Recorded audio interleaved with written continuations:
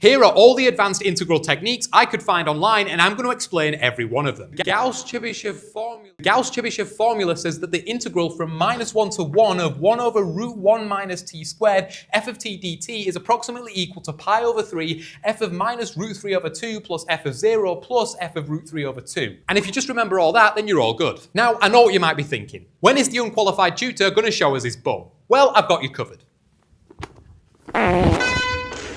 But it doesn't have to be this exact integral. If we've got the integral from 0 to 2 of root 2x minus x squared sine x dx, then we can just change this interval here to be more like this interval. We do this by calling this interval x and this interval t. So we can say that x is equal to t plus 1. So dx by dt is equal to 1.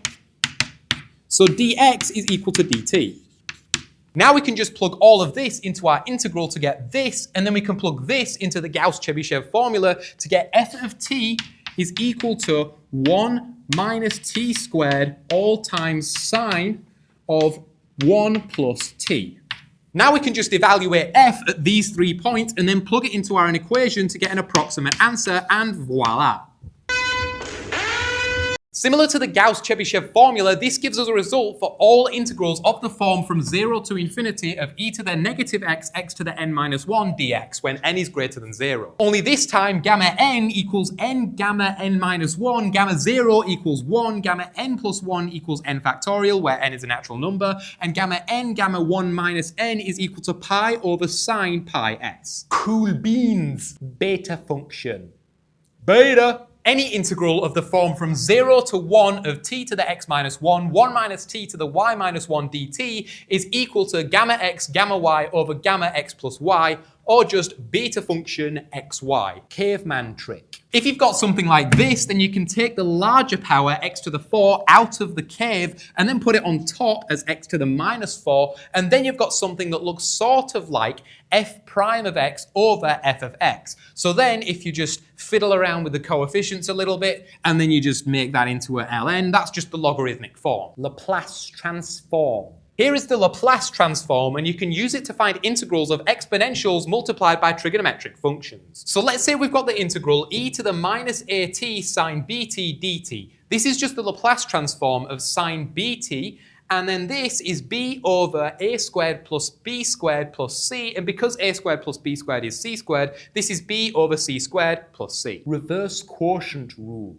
This is very satisfying, but it's not really that common. But of course, if you do spot an integral of this form, then yes, the quotient rule goes both ways. So you can, of course, just change it to u over v plus c, but it's quite difficult to spot. Integral recursion. Let's say we have the integral from 0 to infinity of x to the 5 e to the negative x dx. So first of all, I'm going to set this to equal I of n, and I'm going to say instead of 5, we're going to put an n here. Now we can just do integration by parts using the di method to get this integral here, and this just evaluates to 0 because e to the minus infinity is 0, and 0 to the n is 0, so this is just 0 plus n lots of the integral from x to the n minus 1 e to the minus x dx. Now notice that this is very similar to our original integral. So similar, in fact, that this is actually equal to n of I n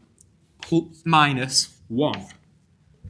Boom! But we're not quite done yet. If we can evaluate this, then we need to evaluate it when n is equal to 5. So to find that, first let's begin with n equals 0. 0, and then we subtract 0, so the answer is actually 0.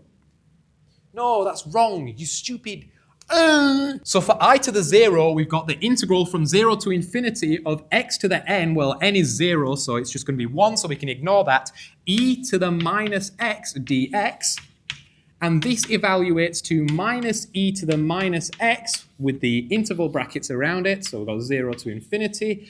And then minus e to the minus infinity is just 0. So we get 0, and then we subtract off it a minus 0, e to the minus 0, which is 1, so we've got 1 there. Minus minus 1 is 1. So then we can just evaluate it for I is 1, I is 2, I is 3, I is 4, and 5, and this was our original integral, so our answer is 120.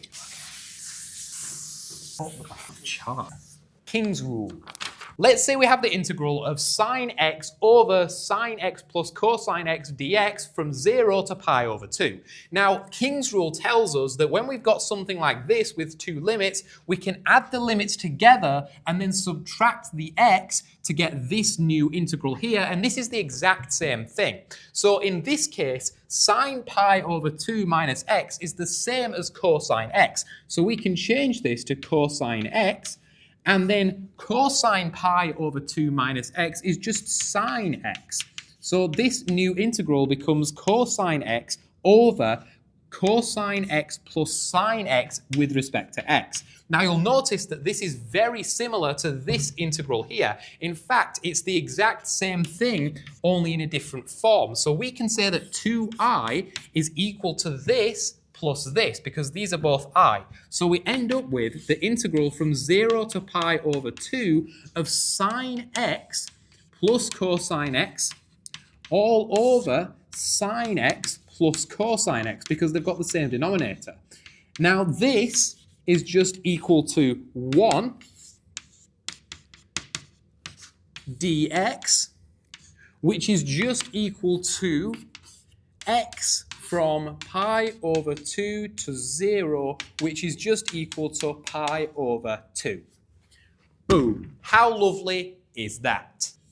Oh, I did forget one thing, actually. This is 2i, so we want I on its own, so the original integral is going to be half of this, so it's going to be pi over 4. Heaviside Method. Here's another trick that'll make your underpaid maths teacher jump off a 5-story building. So you know how in school they told us that when you have something like this, you've got to write out the partial fractions, multiply out the denominator, and then compare the coefficients so that you get an answer for A and B. Well, what if I told you that you can do all of this in just one step? So let's say we have 4x plus 5 over x plus 1, x plus 2. So the first step is to write out our denominators like before, only this time what we're going to do is we're going to cover up the first denominator here, and we're going to say, what do we need to make this denominator equal to 0? The answer is we need x to equal minus 1. So imagine x equals minus 1. Now, if x is minus 1, then 4x is minus 4, plus 5 gives us plus 1. And then x plus 2 is minus 1 plus 2, which is 1. So we end up with 1 over 1, which is 1. Now, if we write the 1 in here, bear with me. Next step, we're going to cover up this side here. What do we need to make x plus 2 equal to 0? We need x to equal minus 2. If x equals minus 2, we've got 4 lots of minus 2 is minus 8, plus 5 is minus 3 over, and then we've got minus 2 plus 1 is minus 1. Minus 3 over minus 1 is 3. So if we put the 3 in here, and there's our answer. This works because when we cover up the left side of the denominator, we essentially multiply the equation by x plus 1. And when we do that, we just get the numerator on its own here because we're multiplying out that denominator. And then this x plus 1, remember, we're setting x equal to minus 1, so x plus 1 equals 0, so this entire thing cancels out. So we just get the numerator on its own when we evaluate this fraction. And likewise, when we cover up the x plus 2, we're essentially multiplying by x plus 2. We get this fraction is equal to 1x plus 2, which is 0, remember, because x is minus 2 now, plus the 3. And the 3 is what we get at the end, which is our numerator. Mellin Transform. This is the Mellin Transform, and if we have the integral from 0 to infinity of x to the s minus 1 all over 1 plus x dx, then this is just the Mellin Transform of 1 over 1 plus s of s, and then this here can be evaluated to be gamma s gamma 1 minus s, which is the same as, using our rules for gamma, pi over sine pi s. Plus C. Lobachevsky trick. If f is integrable in interval 0 to pi over 2 and f of pi minus x is equal to f of x and f of minus x is equal to f of x, then integral from 0 to infinity of sine x over x, f of x dx is equal to the integral from 0 to pi over 2 f of x dx. Good luck spotting all that. So most likely, if you apply for a job at Nando's or KFC, then they're going to ask you in the interview a question like this. So the first thing that you're going to do is recognize that this is symmetrical, meaning that we can replace it with two lots of the integral from 0 to infinity. Now, since this meets all three conditions, we can just plug it into our Lobachevsky trick, get rid of this, and then we just get mod sine x from 0 to pi over 2 this time of dx. Now, since it remains positive for this entire integral, we can actually just get rid of these mod signs, and the answer is just two lots of the cosine of x. And then when we evaluate it for pi over 2, cosine pi over 2 is 0, and then cosine 0 is 1, so we just end up with minus 2. Demoives.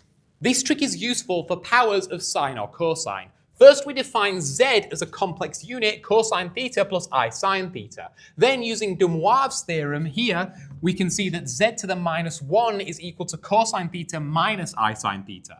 So when we raise this one to the power 4, using the binomial expansion, we get z to the 4 minus 4z squared plus 6 minus 4z to the minus 2 plus z to the minus 4. Now we can group together similar terms, so we get z to the 4 plus z to the minus 4 minus 4 lots of z to the 2 minus z to the minus 2 plus 6 on the end. Using the first rule of de Moivre's theorem, we can actually extend this here to be more like this using n. So what we have here is actually 2 cosine 4 theta minus 4 lots of 2 cosine 2 theta plus 6. Now, of course, we haven't dealt with the other side here. We can actually just replace this with this here because they're the same thing. So 2I sine theta to the 4. The sine theta changes to sine to the 4 theta. And then the 2I changes to 16. So we get this long equation here. And now to find sine to the 4 theta on its own, we can just divide the entire thing by 16. Once we've done that, we've gone from something that was very difficult to integrate to something that is a little bit more easy because we can just use the reverse chain rule now that we've got these nice low powers of cosine here.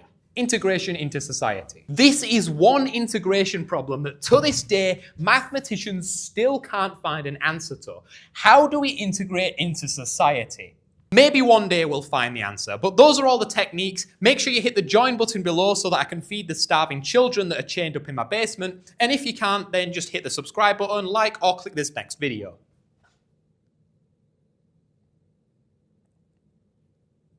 Click it, yeah, little. What are you doing here?